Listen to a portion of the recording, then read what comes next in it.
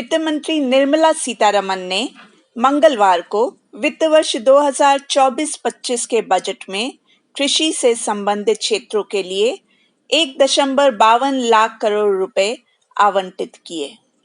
उन्होंने कहा कि कृषि सरकार का मुख्य एजेंडा है और नीतियां बनाते समय उत्पादकता और लचीलेपन पे ध्यान दिया जाएगा।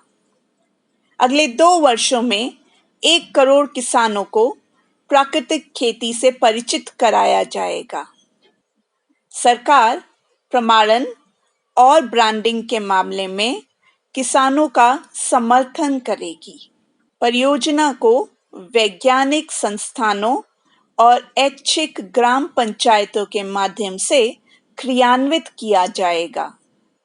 जलवायु और अनुकूल बीज विकसित करने के लिए अनुसंधान की व्यापक समीक्षा भी की जाएगी। 100 दिवसीय कार्यक्रम के हिस्से के रूप में 32 खेत और बागवान फसलों के 109 बीज किस्में जल्द ही जारी की जाएंगी।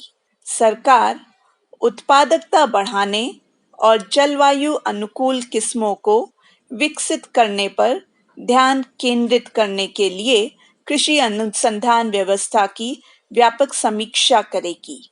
नई घोषणाओं में 5 राज्यों में जन समर्थन आधारित किसान क्रेडिट कार्ड, झींगा पालन और निर्यात के लिए नाबार्ड के माध्यम से ब्रांडिंग सेंटरों को नेटवर्क स्थापित करने के लिए वित्तीय सहायता प्रदान की जाएगी। सरकार का लक्ष्य होगा ग्रामीण अर्थव्यवस्था के विकास को तेज करना और रोजगार के अवसरों का सृजन करना। यह आवश्यक है कि केंद्र सरकार के साथ साझेदारी में कृषि के लिए डिजिटल सार्वजनिक बुनियादी ढांचे को बढ़ावा दे। अगले वर्षों में किसान और उनकी जमीनों का ब्यौरा रजिस्ट्री में दर्ज किया जाना चाहिए। सब्जी की आपूर्ति श्रृंखला के लिए किसान उत्पादक संस्थानों, सहकारी समितियों और स्टार्टअप को बढ़ावा दें, जिससे संग्रहण, भंडारण और विपणन शामिल हो। सरसों, मूंगफली, तिल, सोयाबीन और सूरजमुखी के उत्पादन में देश को आत्मनिर्भर बनने की रणनीति शामिल की जानी चाहिए। बजट में लागत कम करने के प्रयास भी किए जाने चाहिए। जब किसान को किसान क्रेडिट कार्ड या सस्ता ऋण मिलेगा, तो उत्पादन की लागत अपने आप ही कम हो जाएगी। इस बजट में फसल उत्पादन बढ़ाने पर जोर दिया गया है, क्योंकि इसके बिना आय नहीं बढ़ेगी।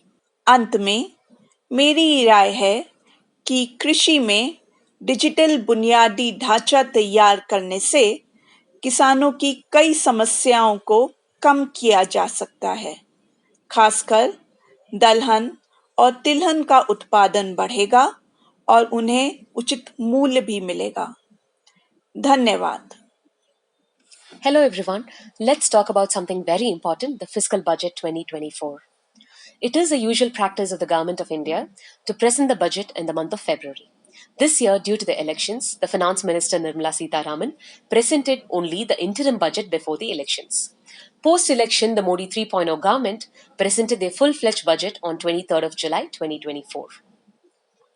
So the fiscal budget is an annual financial statement that denotes the government's expected revenue and expenditure for the upcoming financial year. As we all know, the major source of revenue to the government is in the form of direct tax, which is income tax, and indirect tax, which is GST. Indirectly, every citizen of the country pays taxes when we purchase items like soaps, paste, TV, car, biscuits, chocolates, anything and everything for that matter.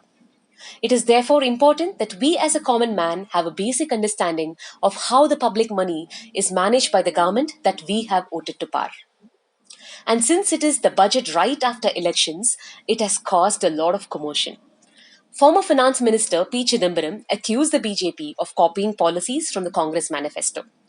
Ministers from various other states claim that the BJP has strategically favored Andhra Pradesh and Bihar for political gains. And lastly, the middle class seems to be enraged because of the taxes. Although the government has increased the standard deduction from 50,000 to rupees 75,000 and made very minor changes in the new tax regime, the rise in long-term capital gains tax from 10 to 12.5% has upset many.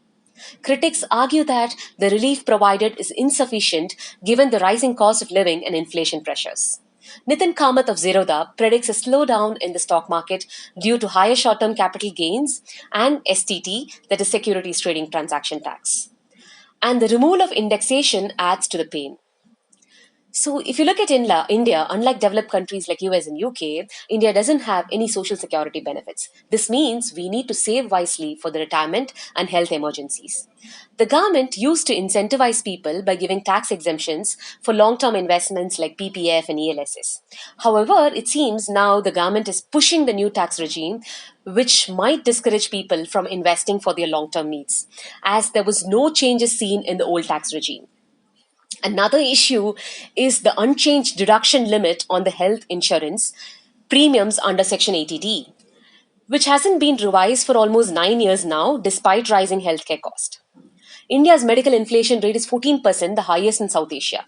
Experts suggest to link the deduction limit to inflation and revise it periodically to promote health insurance. One significant change in the budget is a reduction of import duties on gold and silver from 15 to 6%. This move is expected to boost retail demand and reduce smuggling, as India is the world's second biggest consumer of gold. So here's a quick rundown of what's cheaper and costlier about Budget 2024. Mobile phones, batteries and chargers, cancer medicines, gold, silver and platinum jewelry, clothes and shoes, electric cars and lithium batteries, and 25 essential minerals will get cheaper, whereas plastic goods would get costlier. Another most important part of the budget allocation is defense. As usual, the government allocated a significant portion of its budget to the defense sector, approximately 12.09%. This is crucial as we share borders with countries like China and Pakistan, with whom we have had historical conflicts and ongoing border disputes. A strong defense is essential to ensure safety and security for the citizens and maintain peace and stability. It also supports a country's position and influence in the global affairs. So that's the gist of the new budget from my side. It's important for all of us to stay informed and understand how these changes affect us. Thank you. Recently நம்ம ஒன்றிய அரசாங்கத்தினுடைய நிதிநிலை அறிக்கை நாடாளுமன்றத்தில் தாக்கல் செய்யப்பட்டுள்ளது. அதை பற்றி சிறிய என்னுடைய கருத்துக்களை உங்களிடம் பகிர்ந்து கொள்வதிலே நான் மகிழ்ச்சி அடைகிறேன். ஒரு நாடானது பல மாநிலங்களினுடைய கூட்டமைப்பு. இதை முதலில் நாம் புரிந்து கொள்ள வேண்டும். அப்படி புரிந்து கொள்கின்ற நிலையிலே நமது ஒன்றிய அரசாங்கமானது அனைத்து மாநிலங்களுக்குமான நிதி பகிர்வுகளை செய்யக்கூடிய ஒரு அமைப்பு தான் நிதிநிலை அறிக்கை தாக்கல் என்பது நாடாளுமன்றத்தில் நடைபெறுகிறது. நம்ம ரீசெண்டாக நடைபெற்ற நாடாளுமன்ற கூட்டத்தொடரிலே நமது மத்திய அமைச்சர் நமக்கான நிதிநிலை அறிக்கையை தாக்கல் செய்துள்ளார். எனது தாழ்மையான அப்சர்வேஷன் இதில் என்னன்னு கேட்டிங்கன்னா, ஒரு ஒன்றிய அரசானது பலதரப்பட்ட மாநிலங்கள் அமைந்துள்ள இந்த இந்திய தேசியத்தினுடைய நிதிநிலை அறிக்கை தாக்கல் செய்யும் பொழுது அனைத்து மாநிலங்களுக்கான உரிமைகளையும் அனைத்து மாநிலங்களுக்கான தேவைகளையும் பூர்த்தி செய்வதாக அது அமைய வேண்டும். நம்ம இந்த லேட்டஸ்ட் பட்ஜெட்டில் பார்த்தீங்கன்னா ஒரு சில மாநிலங்களுக்கு மட்டுமே அதிகமான நிதிகளை கொடுத்திருப்பதாக என்னுடைய தாழ்மையான கருத்துக்களை நான் இங்கே தெரிவித்துக் கொள்ள விரும்புகிறேன். நார்மலி நம்ம ஒரு விஷயத்தை பேசணும்னா A to Z அப்படின்னு சொல்லுவான். A to Z எல்லாமே இதில் இருக்குது அப்படின்னு சொல்லுவான். நம்ம இந்த ரீசன்ட் பட்ஜெட்டில் பார்த்தீங்கன்னா it is not about A to Z. இதில் A to Z எதுவுமே இல்லை. இந்த பட்ஜெட்டானது ஏயில் ஆரம்பித்து பியில் முடிஞ்சிருது. அதாவது என்ன சொல்ல வரேன்னா, ஆந்திராவில் ஆரம்பித்து பீகாரில் முடிஞ்சிருது. அதிகப்படியான நிதி பகிர்வானது ஒரு சில மாநிலங்களுக்கு மட்டுமே போய் சேர்ந்திருக்கிறது. வெகுவான மாநிலங்கள் இதனால் பாதிக்கப்பட்டிருக்கின்றன. வரி அதிகமாக செலுத்தக்கூடிய மாநிலங்களுக்கான பங்களிப்பு மிகவும் குறைவாக இருக்கின்றது. உதாரணமாக தமிழ்நாடு என்ற சொல்லே இல்லாமல் ஒரு நிதிநிலை அறிக்கை தாக்கல் செய்ய முடியும் என்பதை நமது மத்திய அமைச்சர் நிரூபிச்சிருக்கிறாங்க. தமிழ்நாடு கேட்ட 3-4 வெள்ள நிவாரண நிதிகள், பேரிடர் நிவாரண நிதிகள், இவைகள் அனைத்தும் தமிழக அரசாங்கத்திற்கு வந்து சேரவில்லை, புறக்கணிக்கப்பட்டிருக்கிறது. அதை விட பார்த்தீங்கன்னா தனிநபர் வருமான வரி பல வருடங்களாக எதிர்பார்க்கப்பட்ட வருமான வரி உச்சவரம்பு 3 லட்சமாகவே இன்னும் இருக்குது. ஒரு நாட்டில் இடபிள்யூஎஸ்ன்னு சொல்கிறோம், எக்கனாமிக்கலி வீக்கர் செக்ஷன். நம்ம இந்திய தேசத்தில் எக்கனாமிக்கலி வீக்கர் செக்ஷன் அப்படிங்கிறவங்களுக்கு 8 லட்சம் வரைக்கும் இருந்தால் அவங்க எக்கனாமிக்கலி வீக்கர் செக்ஷன்.